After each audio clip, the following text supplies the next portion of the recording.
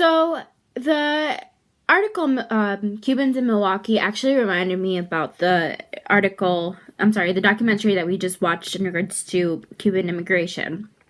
And the article briefly discusses basically how everything happened and how they got to where they are. So, for example, it mentions how big the Cuban militia was formed, and one of the strongest militias, ever known, because they were all, like, government was, all in regards to Fidel Castro. So it talks a little bit about that, and it also talks about the immigration history where, most countries, have the opportunity to go back to their country if they wanted to. But the difference between other countries and Cuba is that Cubans didn't have that choice. Cubans had to stay, if they once they were out, they were out. Like, they got stamped the E for Escoria because of the fact that they can't leave. So this article specifically talks about how, Cubans changed their life and how their life has changed so much in Milwaukee, or, like, basically in other parts of the world. And basically talks about how they become occupational and, like, middle-class citizens. But they also conducted a study with a set of questions that will, determine how, Cubans look at their life here in Wisconsin, or just their life in general. So within the set of questions, I found out that there's 152 families that are residing in Milwaukee because of, just Cuban families. And the interviews, there were 48 interviews conducted. So, and it was conducted between couples, between a husband and a wife. And I think that for one of the studies, she, classified it as one, like the wife and the husband were the same answer, because the answers were relatively the same.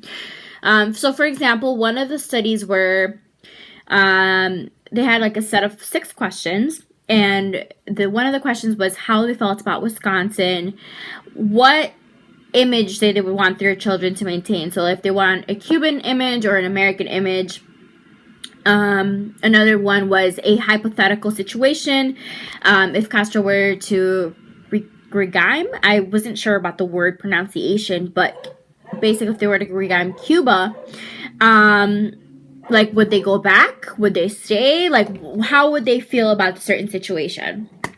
Another one is whether they preferred informal contacts with other Cubans or other Americans, or if it wasn't even important, like if their nationality wasn't important, and how happy they felt with their lives, compared to Cuba and compared to here, and would they prefer to live in Milwaukee or in Miami or in Cuba? Now, a lot of I'm not going to go over, like, every single study or every single respondent of the question, but a lot of the people said that they would prefer to live in Milwaukee. I'm sorry, they would prefer to live in Cuba. Like, their life was designed very differently than what it is now. So, with that being said, like, I remember one of the respondents saying that he was really, really happy that, basically, that he got the opportunity to live in Milwaukee, but he considers himself different than what he was in Cuba. One of the quotes said, "In Cuba, I was a boss. Here, I am one more hand. In Cuba, I worked with the head, and whenever I wanted to.